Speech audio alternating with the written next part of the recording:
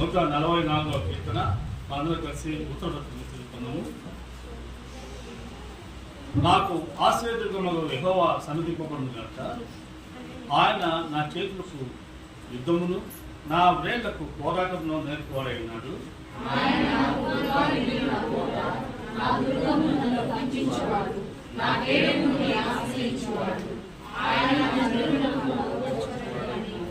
యెహోవా, నీవు నరులను రక్షపెట్టుటకు వారు ఏ పాటి వారు? నీవు వారిని ఎన్నిక చేయుటకు మనుషులు ఏ పాటి వారు?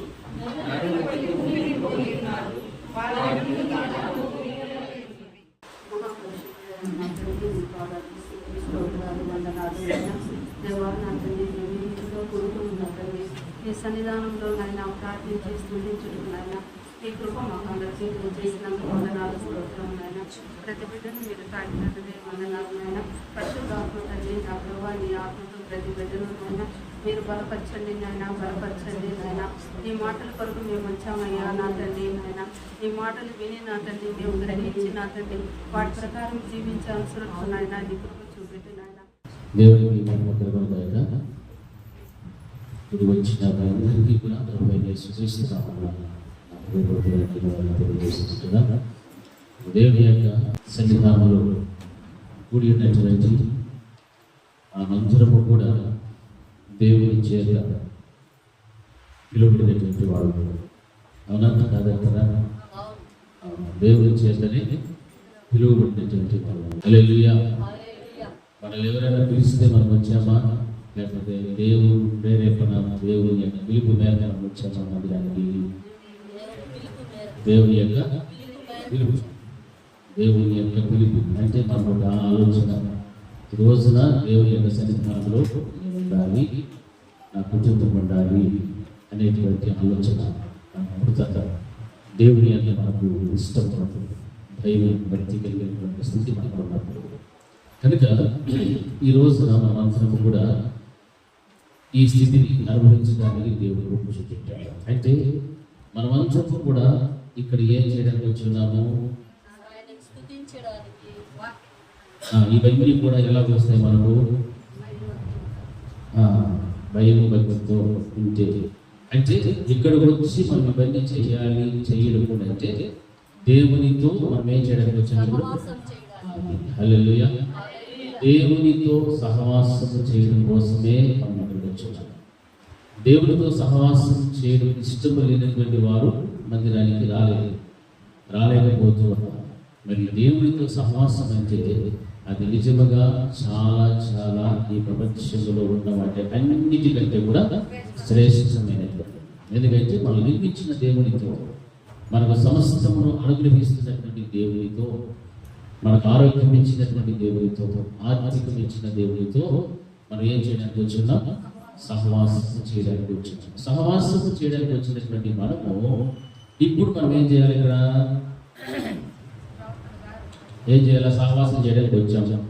మరి ఏం చేస్తాము? దేవుడితో సహవాసం చేస్తే ఏం చేయాలా? స్తుతించాలి, ఆరాధన చేయాలి, ప్రార్థన చేయాలి, దేవుని మాటలను శ్రద్ధగా వినాలి. హల్లెలూయా. ఏ ఇంపార్టెంట్ వినడం లేదు, శ్రద్ధగా ఆలోచించడం అనేటువంటిది చాలా ప్రాముఖ్యమైనది. శ్రద్ధగా మన దేవుని మాటలను వినాలి. వింటేనే మన యొక్క చెవి ఆ విధంగా పని చేస్తేనే మన హృదయం ఏం చేస్తుంది? గ్రహిస్తుంది. హల్లెలూయా. దేవునితో సహవాసం చేయడానికి వచ్చి మనం వేరే పని చేసామన్నమాట. కొంతమంది నిద్రపోతూ, కొంతమంది అటు ఇటు చూసుకుంటూ, దిక్కులు చూసుకుంటూ, పిల్లలతో ఆడుకుంటూ, లేకపోతే మన ఆలోచనలు ఏడబెట్టుకొని ఇంటి మీద, భర్త మీద, భార్యల మీద ఆలోచన పెట్టుకొని, బిడ్డల మీద ఆలోచన పెట్టుకొని ఉంటే దేవునితో సహవాసం చేయడానికి వచ్చిన నీవు ఏమి కూడా ఆశీర్వాదము పొందుకోలేవు. హల్లెలూయా. మనం ఒక వ్యక్తి ఎవరి దగ్గరికైనా వెళ్తే ఏదో ఒకటి ఆశించో, లేకపోతే ఏదో ఒకటి ఒక పర్పస్ వస్తుంది, దాని నిమిత్తమే మనం వాళ్ళ దగ్గరికి వెళ్తాం. వెళితే అక్కడ ఏదో ఒకటి మన కార్యము జరగాలి, సఫలం అవ్వాలి అనేటువంటి ఆలోచన మనకు ఉంటారు. మరి అటువంటిప్పుడు దేవుని ఎదురు మనం వచ్చినప్పుడు, దేవునితో సహవాసం చేసేటప్పుడు నిజంగానే మనము దేవుని యొక్క సన్నిధానంలో ఏం చేయాలో అది తప్పనిసరిగా మనము చేయాల్సిందే. మనం సహవాసం చేయడానికి వచ్చి మరొకటి కార్యం చేస్తే దేవుడిని నువ్వేం చేస్తున్నావు సార్? అది అవమానం చేస్తున్నావు, నిర్లక్ష్యం చేస్తూ ఉన్నావు. వచ్చింది దేవుని మందిరానికి, చేయాల్సిన సహవాసము దేవునితో. ఆ రెండింటిని కనుక నీవు మరిచి ప్రవర్తించినట్లయితే దానివల్ల మనకు ఆశీర్వాదము ఉండదు. హల్లెలూయా. గట్టిగా రెండు చేతులైతే హల్లెలూయా, హల్లెలూయా. ఇంకా రెండు చేతులు లేదా హల్లెలూయా. దేవుని యొక్క సన్నిధానంలో మనం వచ్చినప్పుడు పాట పాడినా, వాయిద్యం వాయించినా, వాక్యం బోధించినా, వినినా, ప్రార్థించినా, స్తుతించినా అన్నీ కూడా ఎలా ఉండాలా? పర్ఫెక్ట్గా ఉండాలి. హల్లెలూయా. ఒక దాంట్లో ఉజ్జీవం, ఒక దాంట్లో నిర్జీవం అనేటువంటి మాత్రం మనకు ఉండదు. మనం ఎందుకు వచ్చాము? దేవునితో సహవాసం చేసేటప్పుడు దేవుని మనం ఏం చేయాలి? గణపరచాలి, మెప్పించాలి, దేవుని సంతోషం పెట్టాలి. ఏమి చేస్తే దేవుడు సంతోషపడతాడు. ఎట్లా తాళాలు కొడితే, ఎట్లా డక్కి కొడితే, ఎట్లా కీబోర్డ్ వాయిస్తే, ఎట్లా ప్యాడ్ వాయిస్తే, చప్పట్లు కొడితే, పాడితే, మన నాలుగులు, మన మోకాళ్ళు అన్నిటికీ కూడా దేవుడు చూచేసి పెంచుతాడు. అలాగా దేవుడు చూస్తూ ఉన్నప్పుడు మనం ఎంత ఉత్సాహంగా దేవుడితో మనం సహవాసం చేస్తామో దానికి తగినంతటి దీవెన ఆశీర్వాదాలు దేవుడు మనకు మెండుగా ఇస్తాడు. హల్లెలూయా. చూస్తే హల్లెలూయా. ఇంకా లేదు హల్లెలూయా. పరిశుద్ధ గ్రంథం నుండి ఒక వాక్యాన్ని చదువుకుందాం. అపోస్తలుల కార్యములు 2వ అధ్యాయము 42వ వచనాన్ని ఒకసారి చదవాలి. సహవాసమందును రొట్టె విరుచుట యందును ప్రార్థన చేయుట యందును ఎడతెగక ఉండిరి. ఈ వాక్య భాగాన్ని మనం గమనిస్తున్నప్పుడు దానికి పై వచనాలన్నీ కూడా మనం చూస్తూ వస్తే యేసుక్రీస్తు ప్రభువు వారిని గురించినటువంటి మరణము, ఆ మరణం తర్వాత వారు చేసినటువంటి తప్పిదమును తెలుసుకున్నట్టుగా దేవుడు యేసుక్రీస్తు ప్రభువు వారిని ప్రభువుగా ఆయన నియమించినట్టుగా ఈ వాక్యంలో మనకు కూడా స్పష్టంగా తెలుస్తుంది. అప్పుడు ఈ మాటలన్నీ కూడా పౌలు యొక్క కడమ అపోస్తలుల యొక్క మాటలు వింటున్నప్పుడు వారి హృదయంలో నొచ్చుకొని, సహోదరులన్నా మేము ఏమి చేసామని పేతురును కడమ అపోస్తలులను అడుగుతున్నట్టుగా వాక్యంలో గమనిస్తున్నాం. అంటే మేము చేసినటువంటి కార్యములు తప్పు, మేము చేసినది పొరపాటు. ఎందుకంటే యేసుక్రీస్తుని ఏం చేసినాం? మేము సిలువకు వేసేసాము. ఆయనను బంధించమని చెప్పాము, ఆయన సిలువకు వేయాలని చెప్పాము, ఆయన మరణం శాసనం కావాలని చెప్పాము. ఇవన్నీ కూడా దేవుని దృష్టికి చాలా వ్యతిరేకమైనటువంటి నినాదాలు. ఏ నేరము లేనటువంటి యేసుక్రీస్తు ప్రభువు వారిని బంధించాలని, సిలువ వేయాలని కేకలు వేశాము. బందిపోటు ఉన్న పరభాన్ని విడిపించాలని కేకలు వేశాము. బందిపోటును విడిపించుకున్నాము. కానీ నజరేయుడైన యేసుక్రీస్తును ఏం చేశాం? మేమందరం కూడా సిలువ వేయడానికి మేమందరూ కూడా అడుగు ముందుకు వేశాం. కాబట్టి ఈ యొక్క వాస్తవం తెలుసుకున్న తర్వాత వారు చెబుతున్న మాటలు, ఈ మాటలన్నీ కూడా విని, ఏ మాటలు? పైన ఉన్న మాటలు ఏమిటి? నీవు నా కుడి పార్శ్వమున కూర్చుని ప్రభువు నా ప్రభువుతో చెప్పాను. ఆ పైన ఉన్న వచనాలన్నీ కూడా చదివిస్తే ప్రభువు వారిని గురించినటువంటి మాటలన్నీ కూడా మనకు అనిపిస్తున్నాయి. అందుకు వారి ఈ మాటలన్నీ కూడా విని వారి హృదయములో నొచ్చుకొని అనేటువంటి మాట, అంటే పొడవబడినట్టుగా వారి హృదయం అలాగా తయారు చేయబడ్డాడు. అంటే ఆ విధమైనటువంటి స్థితి వారు అనుభవిస్తున్నారు. కాబట్టి ఇప్పుడు మేము ఏం చేయాలి? మేము చేసినటువంటి దానికి పశ్చాత్తాపం ఏమిటి అనేటువంటి ఆలోచనలు వారు అడుగుతున్నప్పుడు మొట్టమొదట పేతురు గారు చెప్తున్న మాట, మీరు మారు మనసు పొంది పాపక్షమాపణ నిమిత్తము ప్రతి వాడు యేసుక్రీస్తు నామమున బాప్తిస్మము పొందుడి. హల్లెలూయా. ఏ యేసుక్రీస్తు ప్రభువు వారిని అయితే సిలువకు అప్పగించారో, ఏ యేసుక్రీస్తు ప్రభువు వారిని నిందలు వేశారో, ఈయన యూదులకు రాజని చెప్పుకుంటున్నాడు, మనుషులందరినీ కూడా తన వైపు తిప్పుకుంటున్నాడు అనేటువంటి కుట్రపూరితమైన మాటలు పలకగలిగారు, అదే యేసుక్రీస్తు నామమున మీరు ఏం చేయాలి? ఇప్పుడు బాప్తిస్మమును పొందుకోవాలి అనేటువంటి మాట చెప్తున్నారు. హల్లెలూయా. అంటే మొట్టమొదటి మీకు ఏం రావాలా? మారు మనసు రావాలి. ఆ మారు మనసు పొంది మీరు చేసిన పాపములన్నిటికీ కూడా క్షమాపణ. హల్లెలూయా. ఆ మారు మనసు పొంది పాప క్షమాపణ నిమిత్తము ప్రతి వాడు యేసుక్రీస్తు నామమున బాప్తిస్మము పొందుడి. చూడండి ఎంత చక్కని మాట. నా ప్రియమైనటువంటి దేవుని వింటారా? అప్పుడు వారు మాట్లాడుతున్న మాట, అప్పుడు మీరు పరిశుద్ధాత్మ అను వరము పొందుతురు. ఈ వాగ్దానము మీకును మీ పిల్లలకును దూరస్తులందరికీ అనగా ప్రభువైన మన దేవుడు తన యొద్దకు పిలిచిన వారందరికీ చెందునని వారితో చెప్పారు. ఇంకా అనేక విధములైన మాటలతో సాక్ష్యమిచ్చి మీరు మూర్ఖులకు ఈ తరపు వారికి వేరే రక్షణ పొందుడని వారిని హెచ్చరించెను. హల్లెలూయా, హల్లెలూయా. మూర్ఖులైన ఈ తరపు వారికి వేరే ఉండుడని వారికి ఏం చేస్తున్నాడు? హెచ్చరిస్తున్నాడు. కాబట్టి అతని వాక్యము అంగీకరించిన వారు బాప్తిస్మము పొందిరి. ఆ దినమందు ఇంచుమించు 3,000 మంది చేర్చబడినట్లుగా వాక్యంలో ఈ 3,000 మంది చేర్చబడినటువంటి వీరి జీవితంలో ప్రారంభమైనటువంటి మంచి కార్యాలు ఏమిటంటే అపోస్తలుల బోధ, సహవాసము, రొట్టె విరుచుట, ప్రార్థన. వీటన్నిటిలో కూడా మీరు ఎలా ఉన్నారు? ఎడతెగని జీవితంలో జీవిస్తూ ఉన్నారు. అంటే వారు చేసిన తప్పును తెలుసుకొని పాపక్షమాపణ నిమిత్తము యేసుక్రీస్తు ప్రభువు యొక్క నామమున బాప్తిస్మము పొందినట్లుగా పరిశుద్ధాత్మ వరం కోసం వారు ఆశపడినట్లుగా మనం గమనిస్తూ ఉన్నాం. ఎందుకు? వీరిలో మొట్టమొదటి ఏం కలిగారంటే మారు మనసు కలిగాలి. హల్లెలూయా.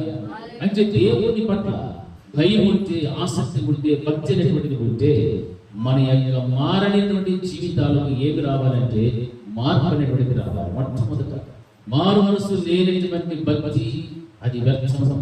మారు మనసు లేని బాప్తిస్మము కూడా వ్యర్థమే. హల్లెలూయా. మారు మనసు మొదట పొందాలి. ఆ తర్వాతనే పాపక్షమాపణ నిమిత్తము ప్రతి వాడు యేసుక్రీస్తు ప్రభువు యొక్క నామములో బాప్తిస్మము పొందాలి. హల్లెలూయా. అవునా కదా? కొంతమంది పెళ్లిళ్ళ కోసం బాప్తిసాలు చేసుకుంటారు, కొంతమంది బర్త్డేలకు బాప్తిసాలు చేసుకుంటారు, కొంతమంది ఇంక దేనికో తీసుకుంటారు. అవన్నీ కూడా దేవునికి ఇష్టము లేనివి, వాక్యములకు వ్యతిరేకమైనటువంటి అటువంటి బాప్తిసాలు ఉన్నాయా బైబిల్లో? పెళ్లి కోసం బాప్తిసం తీసుకుని చెప్పాడమ్మా, తీసుకునే వాళ్ళు ఉన్నారు లేదా? అవసరంగా హల్లెలూయా. ఎందుకంటే ఆయన సర్టిఫికెట్ ఇవ్వడు. పాస్టర్ నీకు బాప్తిసం తీసుకుంటే సర్టిఫికెట్ ఇచ్చే సర్టిఫికెట్ మునిగేలేదా? జస్ట్ అక్కడ మునిగేసేసి తీసుకో. దాని ఉన్న అర్థం ఏది కూడా గ్రహించదు. అందులో ఉన్నటువంటి తాత్పర్యం ఏమిటి? పరిశుద్ధ గ్రంథంలో రాయబడినటువంటి సందర్భము, దేని కొరకు, ఎవరితో, ఎప్పుడు, ఎలా మాట్లాడాలనే విషయాలు మనం జ్ఞాపకం తెచ్చుకోవాలి. ఆ విధమైన స్థితి మనం గమనించి మనం ఇప్పుడు బాప్తిసం అనేటువంటి కార్యక్రమంలోకి వెళ్ళాలి. ఎందుకు వెళ్ళాలి, ఆ తర్వాత ఏం చేయాలి, ఏం పొందుకోవాలి అనేటువంటి అవగాహన కూడా లేకుండా బాప్తిసం కనుక తీసుకున్నాం అనుకోండి, ఏమి ఫలితమో ఉండదు. హల్లెలూయా. ఎవరైనా అడిగితే ఏం చెప్తాము? బాప్తిసమో ఎప్పుడైతే నా పెళ్ళి పొందుకోలేదా, అదే బాప్తిసం. ఇంకొంతమంది ఎప్పుడైతే నా చిన్నప్పుడే చిలకలకు బాప్తిసం, జెండా కింద బాప్తిసం, ఎన్ని రకరకాల బాప్తిసాలు చేస్తారు. హల్లెలూయా. మీకు తెలిసిన బాప్తిసం జెండా కింద బాప్తిసం నాకు తెలియదు. నిన్న హల్లెలూయా జెండా కింద తెలిస్తే అక్కడ ఇసుకతో కూడా నాకు తెలియదు. కొత్తగా ఇసుకతో వెళ్తారట. చూడండి, ఇసుక చల్లి బాప్తిసం, ఎన్ని రకరకాలు చూడండి. హల్లెలూయా. యేసు చెప్పింది, యేసు ఎక్కడ చూపించాడు బాప్తిసం? నీళ్ళలోనికి వెళ్ళి ఆయన బాప్తిసం తీసుకున్నాడు. అది చూసినా, విన్నా, కన్నా కానీ మనుషులకు మాత్రం మార్పు లేదు. అందుకే వారు చేసిన తప్పిదములను మొట్టమొదటి పేదలు ఏం చెప్పాడంటే, మీరు మారు మనసు పొందండి, చెడిపోయిన మీ మనసును మార్చుకోండి. మొదట మీ బ్రతుకులు మారాలి. మారితేనే మీ జీవితంలో పాపక్షమాపణ అనేటువంటిది వస్తుంది. ఆ పాపక్షమాపణ నిమిత్తమే మీరు అదే యేసుక్రీస్తు ప్రభువు వారి యొక్క నామమున మీరు ఏం పొందుకోవాలి? బాప్తిస్మము పొందుకోవాలి. ఈ విషయాలన్నీ కూడా చెప్పిన తర్వాత వారి జీవితంలో జరిగినటువంటి 4 మంచి కార్యాలు ఏమిటంటే, బోధలో, సహవాసంలో, రొట్టె విరుచుటలో, ప్రార్థనలో ఎటువంటి విధంగా ఉన్నారు? ఎడతెగని జీవితం. సహవాసం అందులో మనకు కావాల్సింది. ఈ రోజున సహవాసం అంటే ఒకరితో ఒకరు ఏం చేయడము? సహవాసంతో కూడుకోవడం, కలిసి ఉండడం. ఆ కలిసి ఉండేటువంటి సహవాసం అనేటువంటి ఎలా ఉండాలి అంటే, నిజంగా అది చాలా పవిత్రమైనటువంటి సహవాసం ఉండాలి. దేవుడితో నీవు సహవాసం చేసినప్పుడు నీవు ప్రవర్తన, నీ యొక్క వ్యక్తిత్వం ఎలా ఉండాలో అదే రీతిగా కనపరచుకోవాలి. ఎందుకంటే దేవునితో సహవాసం అంటే దేవుని చేత మనము ఆయన సన్నిధానంలో ఏమై ఉన్నామో పిలువబడినటువంటి వాళ్ళగా ఉన్నాము. హల్లెలూయా. చూడండి, మొదటి కొరింథీయులకు రాసినటువంటి పత్రిక 1వ అధ్యాయం 9వ వచనంలో ఒక మాట రాయబడుతుంది. మన ప్రభువైన యేసుక్రీస్తు అను తన కుమారుని సహవాసమునకు మిమ్మును పిలిచిన దేవుడు నమ్మదగిన వాడు. హల్లెలూయా. ఎత్తి చెప్పాలి, హల్లెలూయా, హల్లెలూయా. మన ప్రభువైన యేసుక్రీస్తు అను తన కుమారుని సహవాసమునకు మిమ్మును పిలిచిన దేవుడు నమ్మదగిన. ఆయన కుమారుడితో ఎవరు సహవాసం చేస్తున్నాడో చూస్తున్నాడు దేవుడు. హల్లెలూయా. దేవుడు మన అందరికీ కూడా ఈవులు ఇచ్చేటువంటి ఎవరు? తండ్రి అయినటువంటి యెహోవా దేవుడు మనకు ఈవులు అనుగ్రహిస్తూ ఉన్నాడు. మనం చేసే ప్రార్థన కూడా ఎవరు వింటున్నారో? తండ్రి వింటున్నాడు. ఎవరి మూలమున వింటున్నాడు? కుమారుని ద్వారా. హల్లెలూయా. ఆ కుమారుని ద్వారా వింటున్నటువంటి ప్రార్థనలు, విజ్ఞాపనలు అన్నిటిని బట్టి మనం అడిగినవి అడగనివి కూడా దేవుడు మనకేం చేస్తున్నాడు? ఉచితముగా. హల్లెలూయా. దేవుడు మనం డబ్బులు ఇచ్చేమని కోరుకుంటున్నామా? స్వామి 1000 రూపాయలు నీ ప్రేమేనయ్యా అని కొంటామా? లే, పోనీ 2000 రూపాయలు ఇస్తా, నీకు కొంచెం అట్లా అప్రమకు చూపెట్టు అంటే వస్తుందా? రా. దేవుడు మనకి ఏం చేస్తున్నాడు?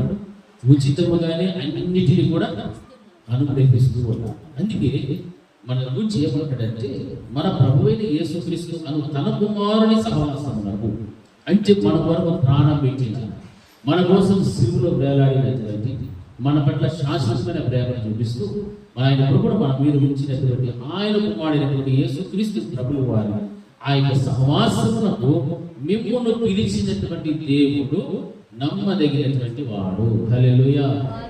కుర్చీలో ఒకసారి గట్టిగా హల్లెలూయా. మనల్ని పిలిచిన దేవుడు ఏమై ఉన్నాడు? నమ్మదగినటువంటి దేవుడు. ఎవరు మనం పిలిచింది? ఏ దేవుడు? ఎంతమంది బైబిల్ ఉన్నాయి? చేతి చూపించండి. బైబిల్. బడికి వెళ్తే ఏం పంపిస్తాం? బిడ్డలకి ఏం పంపిస్తామా? నా మాట అర్థమైన వాళ్ళు జవాబు చెప్పు. ఏం పంపిస్తామో అన్నట్టు గట్టి చెప్పండి, పర్లేదు. ఏం పంపిస్తామో? పుస్తకాలతో రాకపోతే మళ్ళీ బడికి వేస్ట్ చేస్తారు. లేదా బుక్కులు దెబ్బతే వాడు ఏమైనా వస్తాడా? కొన్ని వాళ్ళు చెప్పే పాటలు ఏమైనా వింటారా? ఏమైనా అర్థమవుతుందా? ఏమి ఎత్తుకోపోవాలా? బుక్కులతో పాటు క్యారేజ్ మాత్రం ఫస్ట్ క్లాస్ క్యారేజ్ మళ్ళీ ఇస్తారు. అట్లా చర్చి క్యారేజ్ పెట్టుకోవాలి. ఏం ఎత్తుకొని రావాలా? చర్చికి వచ్చేటప్పుడు ఏం ఎత్తుకోవాలమ్మా? గట్టిగా దేంతో రావాలా? నాకు మీ గ్రంథాలన్నీ చూపించండి. నాకు పరిశుద్ధ గ్రంథాన్ని మనం చేత పట్టుకొని వస్తే దాన్ని చదివితే, చదువుతున్నప్పుడు వింటే మనకు అర్థమవుతాం. మన దేవుడు ఎవరని చెప్తున్నాడు అక్కడ? నమ్మదగినవాడు. ఎవరైనా ఇప్పుడు చదివిన దాని ప్రకారంగా చెప్పండి సమాధానం. ఆడు ఏముంది? మన ప్రభువైన యేసుక్రీస్తు అను తన కుమారుని సహవాసమునకు మిమ్మును పిలిచిన దేవుడు, అంటే తండ్రి అయినటువంటి దేవుడు. ఆయన ఊర్చి ఏమంటాడు? నమ్మదగినటువంటి వాడు. ఎవరి సహవాసమునకు పిలిచినాడు?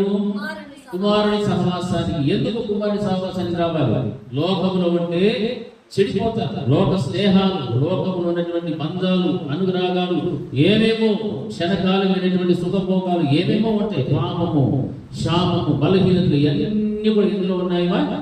లోకంలో ఉన్నాయి. అందుకే ఆయన ఏమంటున్నాడు తెలుసా? మన ప్రభువైన యేసుక్రీస్తు అను తన కుమారుని సహవాసమునకు. ఎవరి సహవాసానికి? యేసుక్రీస్తు ప్రభువు వారి యొక్క సహవాసమునకు మిమ్మును పిలిచినటువంటి దేవుడు నమ్మదగినవాడు. ఆయన నమ్మదగినటువంటి దేవుడిని ఎందుకు చెప్తున్నాడంటే మన మీద చాలా నమ్మకం పెట్టుకున్నాడు. హల్లెలూయా. ఏం పెట్టుకున్నాడు దేవుడు మన మీద? నమ్మకం. అంటే ఆ లోకంలో నుండి వేరై ఉండాలని. అందుకే అపోస్తలుల కార్యములో మూర్ఖులకు ఈ తరపు వారికి వేరై రక్షణ పొందుడని వారిని హెచ్చరించుతూ ఉన్నాడు. ఆ విధమైనటువంటి హెచ్చరిక నీవు వింటూ ఉన్నప్పుడు, ఆ హెచ్చరిక నువ్వు చదువుతున్నప్పుడు, నీవు మూర్ఖులైనటువంటి ఈ తరపులో ఉన్నటువంటి వారికి వేరే నీవు ఏం సంపాదించుకోవాలి తెలుసా? రక్షణ సంపాదించుకోవడం వరకు తండ్రి అయినటువంటి దేవుడు అనగా నమ్మదగినటువంటి దేవుడు ఆయన కుమారుని యొక్క సహవాసమునకు మనలందరినీ కూడా ఏం చేస్తున్నాడు? పిలుస్తూ ఉన్నాడు. హల్లెలూయా. రక్షణ కావాలి. ఎందులో నుంచి రక్షణ కావాలి మనకు?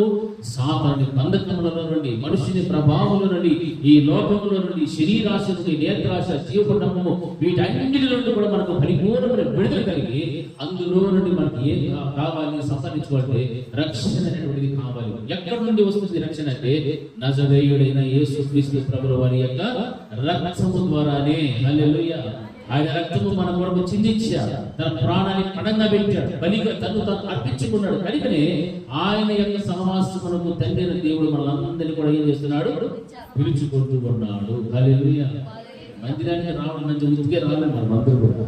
ఆయన సహవాసంలోకి వస్తే ఆయన మాటలు మనం వింటాం.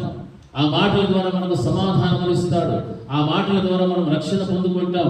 ఆ మాటల ద్వారా సంఘంలో ఎలా ప్రవర్తించాలో నేర్చుకుంటాం. ఆ మాటల ద్వారా ఆధ్యాత్మికమైన జీవితమును దినదినము ఎదుగుదల చేసుకుంటాం.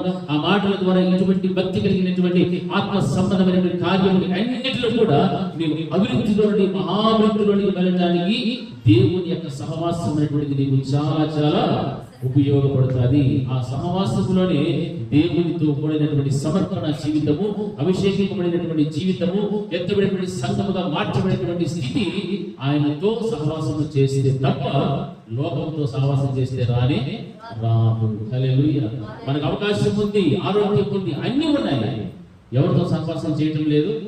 దేవునితో సహవాసం చేయడం లేదు. దేవునితో నీవు సహవాసం చేయడం నేర్చుకో. అందుకే నమ్మదగినటువంటి దేవుడు ఆయనకు వాడినటువంటి ప్రభు అయిన యేసుక్రీస్తుతో సహవాసంతో ఉండటానికి ఆయన మనలందరినీ కూడా ఏం చేస్తున్నాడు? పిలుస్తూ ఉన్నాడు. హల్లెలూయా. ఆయన పిలుపును అందుకొని వచ్చినటువంటి బిడ్డలందరూ కూడా ధన్యులే. అయితే వచ్చినటువంటి మనము ఏ విధముగా జీవించాలో ఆయన మాటల ద్వారా మనము నేర్చుకోవడం ఇంకా చాలా మంచిది. హల్లెలూయా. ఏదో మందిరానికి వచ్చి వెళ్ళిపోతాం కాదు. మందిరములకు వచ్చిన తర్వాత దేవుడు మనతో మాట్లాడే ప్రతి మాట కూడా ఎవరి కోసం? ఇది నా కోసమే. హల్లెలూయా.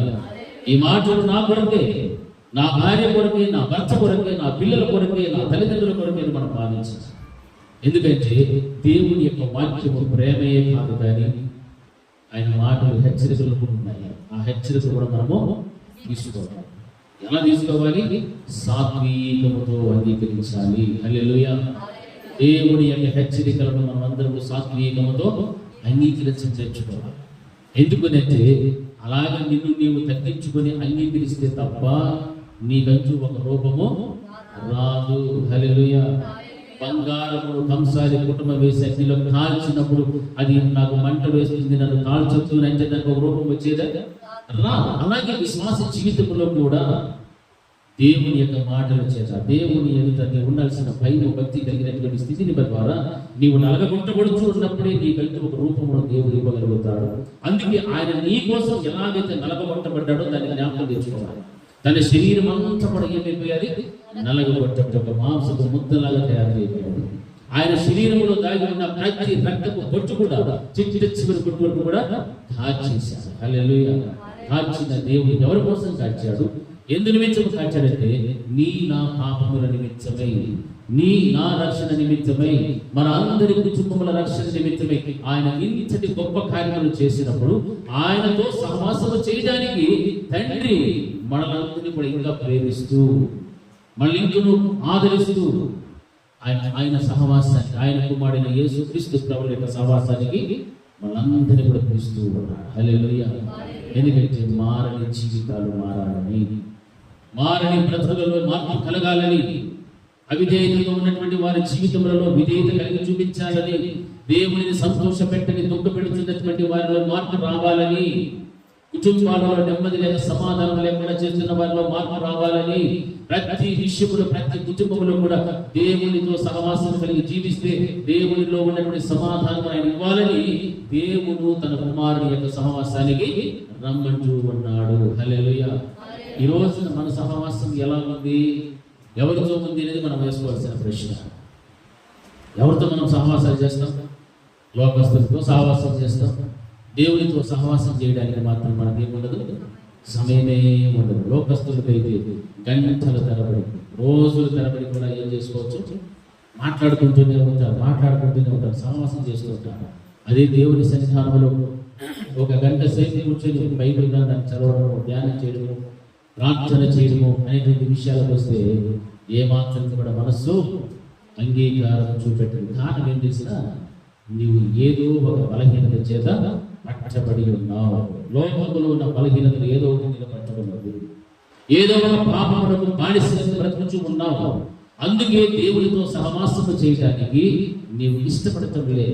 తద్వారా దేవుడికి దుఃఖాన్ని కలుగజేస్తున్నావు. తద్వారా దేవుడికి సంతోషపెట్టాల్సిన నీవు ఆయన ఏడ్చేటువంటి స్థితిలో, ఆయన అనుదినము సిలువ వేసేటువంటి స్థితిలోనే జీవిస్తున్నావు. ఇది దేవుని బిడ్డలు చేయాల్సినటువంటి కార్యాలు కాదు. హల్లెలూయా, హల్లెలూయా, హల్లెలూయా. దేవుడు మనల్ని పిలుస్తున్నాడు. ఆయన కుమారుడైన యేసుక్రీస్తు ప్రభువు యొక్క సహవాసం చేయడానికి. హల్లెలూయా. నువ్వు చేస్తున్నావా లేదని చూస్తాడు కానీ నీ దగ్గర ఉన్న డబ్బుని ఇచ్చావా లేదా, నీ దగ్గర ఉన్న బంగారాన్ని ఇచ్చావా లేదా చూడటం లేదా. దేవుడు చూసేటువంటి దేనివా ఆయన కుమారుడైనటువంటి యేసుక్రీస్తు ప్రభువు వారితో నీ సహవాసము ఉందా లేదా, అది ఎలా ఉంటుంది. హల్లెలూయా. ఇది కావాలి. ఆయనతో సహవాసం చేయాలంటే మనం ఏంటంటే అన్ని అడ్జస్ట్ చేసుకొని ఈ నుంచి ఎంతవరకు అయితే ఓకే, ఈ నుంచి ఎంతవరకు అయితే ఓకే అనేసి మనం టైం టేబుల్ మనం వేసుకున్నాం అనుకోండి. దేవుడు టైం టేబుల్ వేసాడంటే మనం వచ్చామా ఒక్క పాట గీసేటప్పుడు ఈ గిర్ర జాయింట్ పోసి సత్తం అనేది అనుకోండి ఏమవుతారు అయితే. హల్లెలూయా, హల్లెలూయా. ఆ విధంగా దేవుడికి భయపడాలి. దేవుడికి సమయం ఇవ్వడానికి, సహవాసం చేయడానికి ఇష్టంగా మనం రావాలి. దేవుడి ఏదో రోగం వస్తేనే కొంతమంది వస్తారు. అంటే దేవుడిని ఎలా చూస్తారు? దేవుడు ఒక వైద్యుడు, అంతే. వైద్యుడిగానే చూసేటువంటి జనాలు చాలా మంది. యేసు దగ్గరికి పోతే రోగాలు పోతాయి, బాగైపోతాయి, దయ్యాలు పోతాయి, అవి పోతాయి, ఇవి పోతాయి. ఒక వైద్యుడిగానే చూస్తారు. కానీ దేవుడు మన కోసం ఏం చేశాడు ఒక్కడన్నా గమనిస్తాడా? ఒక్కరన్నా ఆలోచన చేస్తారు. మన కోసం ఏం పెట్టినాడు దేవుడు? ప్రాణమే పెట్టాడు. ఆయన ఎందుకు పెట్టాడు ప్రాణము? రక్షణ. హల్లెలూయా. పాపముల నుండి, శాపముల నుండి మనందరినీ కూడా తీసుకొచ్చి రక్షించుకుంటాడు. రక్షించుకున్న నీవు ఆ రక్షణలోనే ముందుకు కొనసాగడం కోసం ఆయనతో సహవాసం చేయాలి తప్ప నీకున్న వ్యాధుల కోసము, రోగాల కోసము, అవి ఇవి ఆయన దేవుడికి తెలుసు. అసలు ఆయన నమ్మదగిన వాడు వాక్యం చెప్తుందా లేదా? ఎవరు తెలిసి సమాధానం చెప్పచ్చు. ఆయన నమ్మదగిన వాడా కాదమ్మా? నమ్మదగిన వాడు. మరి ఆయనతో మనం సహవాసం చేస్తే ఆయన మన హృదయ అంతరంగాన్ని ఎరిగి ఉన్నది. మన హృదయ అంతరంగంలో ఏ స్థితిలో మనం ఉన్నామో, ఏ విధమైనటువంటి బాధలలో, రుగ్మతలలో మనం జీవిస్తున్నామో ఆయన సమస్తము కూడా చూచేటువంటి దేవుడు. అటువంటిప్పుడు ఆయన సహవాసం చేస్తే అవన్నీ చూచిన దేవుడు మనకు వాటిని ఇస్తాడు, పరిపూర్ణంగా ఇస్తాడు. హల్లెలూయా. మనం అవి చూడము, ఇదే నడతాం, ఇది తోసుకొని పెట్టి తొయ్యలేక ఏ సమయంలో తొలగిస్తాడు. మళ్ళీ వెంటనే మనం దానిని పెట్టిపోతాం. అదే సమస్యలు, అదే గొడవలు, అదే చూసారా? దేవుడిచ్చినటువంటి నమ్మదగిన వాగ్దానములను మనుషులు మర్చిపోతున్నారు. లేదు, దేవుడిచ్చిన ఆశీర్వాదములలో ఉంటాడు కానీ ఇచ్చిన దేవుడి మాత్రం ఏం చేస్తున్నాడు ఈ రోజున? మర్చిపోతున్నాడు. అందుకే దేవుడు నమ్మదగిన వాడు కాబట్టి ఆయన కుమారుడైన యేసుక్రీస్తు ప్రభువు వారితో ఏం కలిగి ఉండాలంటున్నాడు? సహవాసం. హల్లెలూయా. సహవాసం. ఆ సహవాసంలోనే నీకు ఎన్నో మేలు దొరుకుతూ ఉన్నాయి. ఆ సహవాసాన్ని మాత్రం ఎప్పటికీ కూడా మర్చిపోకూడదు. చూడండి, యోహాను రాసిన మొదటి పత్రిక 1వ అధ్యాయం 7వ వచనంలో ఒక మాట రాయబడింది. చదవండి.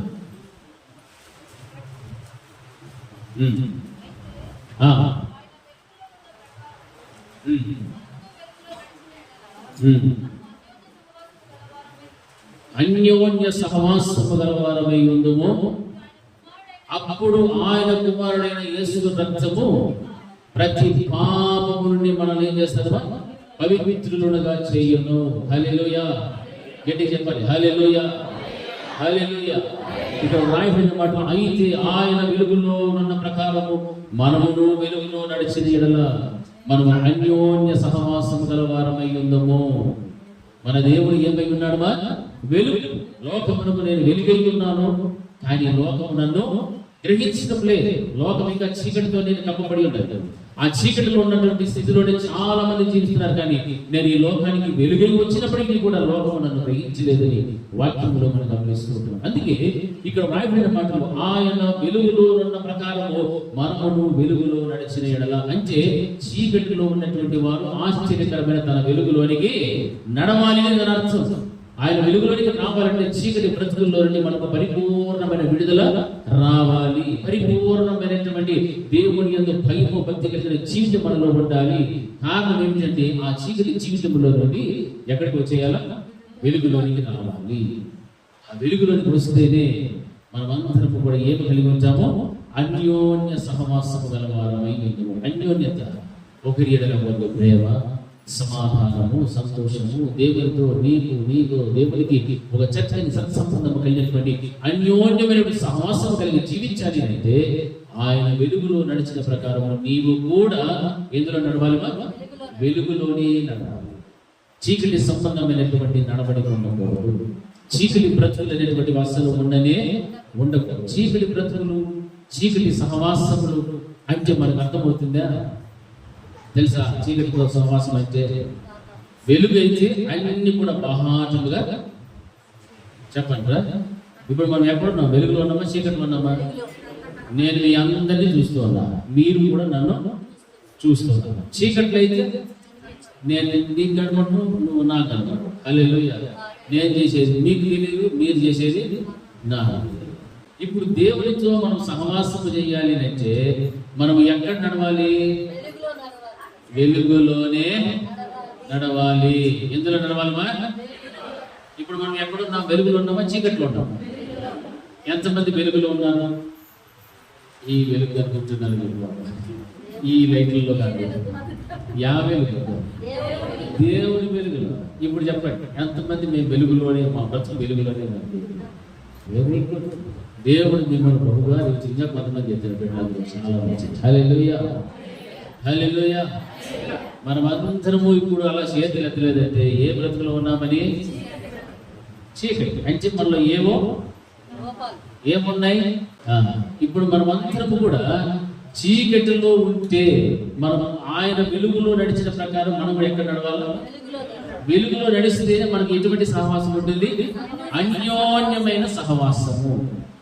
ఆయన కుమారుడైనటువంటి యేసుక్రీస్తు ప్రభుల వారితో సహవాసంతో కూడుకోవడం వరకు తండ్రి అయిన దేవుడు మనల్ని కూడా ఏం చేశాడు? పిలిచాడు. పిలిచినటువంటి దేవుడు నమ్మదగిన వాడు. పిలువబడినటువంటి మనము చీకటిలో ఉన్నామా వెలుగులో ఉన్నామా అని ఆలోచన చేయాలి.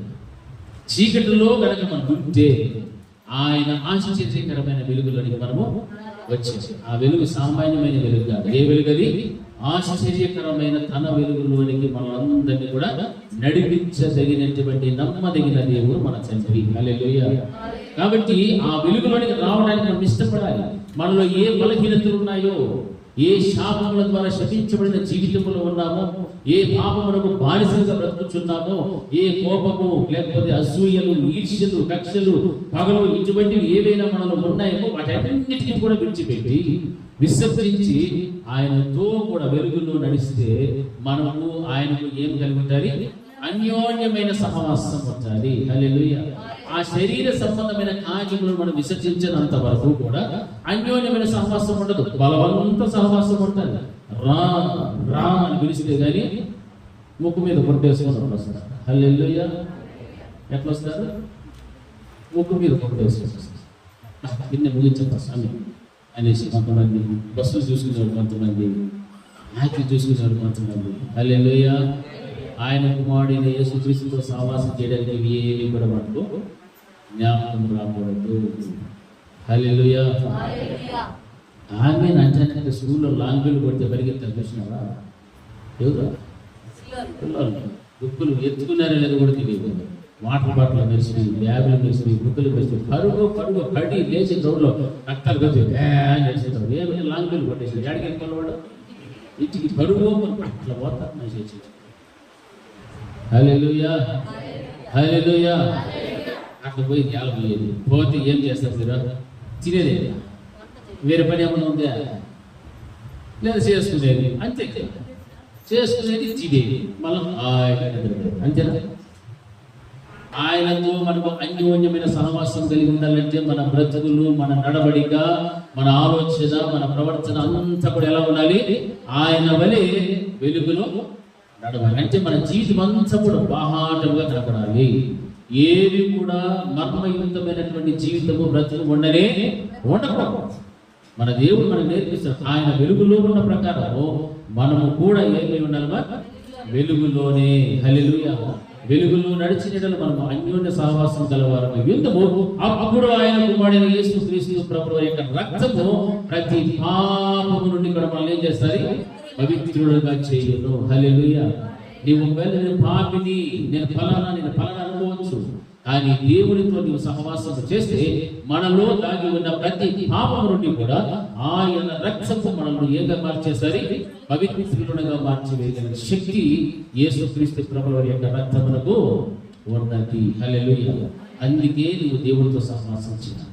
పాపము చేస్తున్నాను, నేను పాపిని, నాకు అర్హత లేదు, నేను రానులే, నువ్వు వెళ్ళు, నేను రానులే, ఈ వారం రానులే, వచ్చే వారం చూద్దాంలే. లేదు, దేవునితో సహవాసం చేయాలి. వాళ్ళందరినీ పిలుస్తున్న వాడు ఎవరంటే నమ్మదగిన దేవుడు. ఈరోజు చాలా మంది పిలుస్తారు. మా మందిని అయితే ఒకసారి వచ్చిపో, మా చర్చి ఒకేసారి ఎన్నిసార్లు ఒకేసారి నీకు ఏ కాలమైనా నేను వేసుకుంటాను. వీళ్ళంతా ఎవరు? నమ్మదగిన వాళ్ళు. నమ్మదగిన వాడు ఎవరు? దేవుడు ఒక్కడే. హల్లెలూయా. అందుకే ఆయన స్పష్టంగా చెబుతున్నాడు, ఆయన కుమారుడైన ప్రభువైన క్రీస్తుతో సహవాసము చేయుటకు మిమ్ములను పిలిచిన వాడు నమ్మదగిన వాడు. హల్లెలూయా. మనం నమ్మదగినటువంటి దేవుని చేత పిలువబడినటువంటి వాళ్ళం కనుకనే ఇక మనుషులు మనల్ని ఆహ్వానించిన, మనుషులు మనం పిలిచిన ఆ పిలుపులకు మనం చెవి ఇవ్వకు. మనల్ని పిలిచిన వారు ఎవరు? మన దేవుడే. హల్లెలూయా. ఆ దేవుడు నిన్ను ఎక్కడికి పిలిచాడో అక్కడ ఆయనతో నేనేం చేయాలి? ఆయన కుమారునితో సహవాసం చేయాలి. అది నీకు ఆశీర్వాదం, అది నీకు మేలుకరమైనటువంటి జీవితము. ఆ జీవితాన్ని విడిచిపెట్టి ఎవరో పిలిచారో అని వెళ్ళిపోయారు అనుకోండి, వారు నమ్మదగినటువంటి వారు. మన దేవుడు అంతటి మనసు వారికి ఉన్నది, మన దేవునికి ఉన్న ప్రేమ వారిలో వారు నమ్మదగినటువంటి వారు. కానీ మనల్ని వాడుకోవచ్చు, మన దగ్గర ఉన్న ధనాన్ని వాడుకోవచ్చు, మన సమయాన్ని వాడుకోవచ్చు, మనల్ని వాడుకోవచ్చు, ఏమైనా కూడా చేస్తారు. దొంగల చేతిలో చిక్కినటువంటి వాడి పరిస్థితి ఎలాగైపోయాలి? ప్రాణం, ప్రాణం అలాగ కొట్టి, దెబ్బలు కొట్టి, వస్త్రాలు తిప్పి పాడేసి వెళ్ళిపోయిన స్థితిలోకి తీసుకొని వెళ్ళిపోతారు. కారణము నమ్మదగిన వారు కాదు. హల్లెలూయా. అందుకే వాక్యంలో చక్కగా ఉంది, ఆయనతో నువ్వు సహవాసం చేస్తే యేసు రక్తము ప్రతి పాపము నుండి కూడా వాళ్ళందరినీ కూడా పవిత్రులుగా చేసేటువంటిది. హల్లెలూయా. హల్లెలూయా. హల్లెలూయా. ఇది మన సహవాసం. అంటే ఎవరితో సహవాసం ఉండాలి? మనకు దేవునితో సహవాసం ఉండాలి. రెండవదిగా మనం గమనిస్తే మొదటి యోహాను రాసిన పత్రిక అది 1వ అధ్యాయం 3వ వచనంలో ఒక మాట రాయబడింది, చదవండి. మాతో కూడా మీకును సహవాసము కలుగునట్టు మేము చూచిన దానిని, వినిన దానిని మీకు తెలియజేయుచున్నాము. మన సహవాసం అయితే ఆయన కుమారుడైన యేసుక్రీస్తుతో కూడాను ఉన్నది. హల్లెలూయా. బాగా హల్లెలూయా. ఇక్కడ చూడండి ఏం రాయబడినది? మాతో కూడా మీకు సహవాసము కలుగునట్లు మేము చూచిన, వినిన వాటన్నిటిని కూడా మేము తెలియజేస్తున్నాము. మన సహవాసం అయితే తండ్రితో కూడా ఆయన కుమారుడైన యేసుక్రీస్తుతో కూడా ఉన్నది. అంటే మన సహవాసం రెండవదిగా ఎవరితో ఉండాలా? దైవజనునితో ఉండాలి. హల్లెలూయా. అక్కడ రాసిన యోహాను గారు ఏమంటున్నాడు? అక్కడ మాతో కూడా మీకును సహవాసం కలుగునట్లు, మాతో కూడా మీకును సహవాసం కలుగునట్లు. దైవజనునితో సహవాసం, దైవజనునితో సహవాసం ఉంటే అది నీ జీవితానికి చాలా చాలా ఆశీర్వాదకరము. హల్లెలూయా. వాక్యం చెప్తున్నది, మాతో కూడా మీకును సహవాసం కలుగునట్లు. దైవజనులతో మీకు కనుక సహవాసం కలుగునట్లుగా మేము చూచిన దానిని, వినిన దానిని మీకును తెలియజేయచ్చు. ఏ దైవ సేవకుడి దగ్గర నీవు సహవాసం కలిగి ఉండాలో ఆ సహవాసం ఉంటే వారు చూచిన, వినిన సమాచారములన్నింటినీ కూడా మీకు కూడా తెలియజేస్తాను. హల్లెలూయా. నాకున్న అలవాటు ఒకటి, నేను ఎక్కడైనా ఏదైనా విజిటింగ్ పోయినా గృహాలు నివసించినప్పుడు నేను చూసిన విన్న కన్నటువంటి విషయాలు ఎన్నో నేను పంచుకుంటూ ఉంటాను ఆ కుటుంబంతో. అంటే దైవజనుడితో వారు సహవాసము చేసేటువంటి విధానం ఎలా ఉంటుంది అంటే అన్యోన్యమైనటువంటి సహవాసము కలిగినటువంటి రీతిలో ఉండాలి. హల్లెలూయా. ఎప్పుడు దేవుడు వెలుగులో నడిచిన ప్రకారం మనము కూడా వెలుగులో నడిస్తే అప్పుడు ఏమొస్తుంది? అన్యోన్యమైన సహవాసం వస్తుంది. ఆ అన్యోన్యమైన సహవాసం నీవు దేవుడితో ఎలా చేసావో నీ దైవజనుడితో కూడా నీవు అటువంటి సహవాసమే చెయ్యాలి. హల్లెలూయా, హల్లెలూయా. అందుకే మాతో కూడా మీకును సహవాసము కలిగినట్లు మేము చూచిన దానిని వినిన దానిని మీకు తెలియజేస్తున్నాము.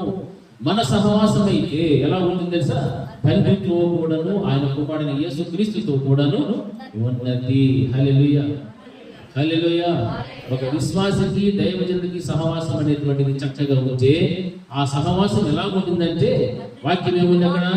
మన సహవాసం అయితే తండ్రి అయిన దేవునితోనూ ఆయన కుమారుడైన క్రీస్తుతో కూడాను ఉన్నది. హల్లెలూయా, హల్లెలూయా. దైవజనుడితో సహవాసం చేయడానికి ఎవరికైనా భయం ఉందా? కొంతమందికి భయం ఉన్నాం. ఎందుకంటే భయం వచ్చేది. కొంతమంది దైవజనుడు రాణి దగ్గరికి రాణి సరిగా రాణి ఎట్లా రాణి తెలిసిన చుట్టూ ఎవరు ఉంటారు? Body guards. ఏసంలో సెక్యూరిటీ పెట్టుకున్నాడా? ఆయన ఎవరి మధ్య ఉన్నాడు? మనుషుల మధ్యనే, ప్రజల మధ్యలోనే. ఎవరన్నా దూరంగా చుట్టూ ఏమన్నా బాగుంటుంది సెక్యూరిటీ బాగుంటుంది అట్లా ఏమైనా పెట్టుకుంటే వేస్తాం. ఆయన ఎంత శక్తిమంతుడు, ఆశ్చర్యకరుడు, అద్భుతకరుడు, ఆలోచనకర్త, బలవంతుడు, నిత్యుడు, దేవుడు, ఎన్ని ఉన్నాయి ఆయన శక్తులు. సర్వాధికారి, సర్వోన్నత, అంత గొప్ప దేవుడే ఆయన చుట్టూ మనుషులు పెట్టుకోవాలి. శిష్యులు పెట్టుకున్నాడు. శిష్యుని ఏర్పాటు ఎందుకంటే ఆయన రాజ్య స్వార్థను ఏం చేయడానికి, ప్రకటించడానికి వాళ్ళందరినీ కూడా మార్చుకుంటూ ఆయన పిలుస్తూ ఉన్నాడు అందరినీ. హల్లెలూయా. ఆయన ఈ రోజున ఉన్నటువంటి గొప్ప గొప్ప గొప్ప గొప్ప గొప్ప వాళ్ళంతా కూడా ఏం చేస్తున్నారు? చుట్టూ పాట వేసుకుంటారు. ఆ పాట దాటి లోపల ఎవరైనా వస్తామని తీసుకురాడు. హల్లెలూయా, హల్లెలూయా.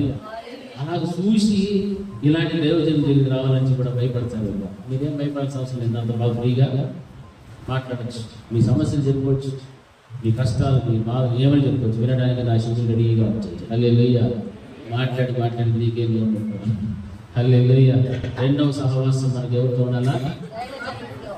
దైవజనుడితో ఉండాలి. కొన్ని నెలలకు ముందు, సంవత్సరం ముందు చెప్పిన ఒకరి ఎడల ఒకరికి ఏముండాలని మర్యాద ఉండాలి, ఒకరిని ఒకరు గౌరవించుకోవాలి అని చెప్పాడు. ఆ వారం మాత్రము ఎప్పుడు చెప్పాలి కూడా నడవదు.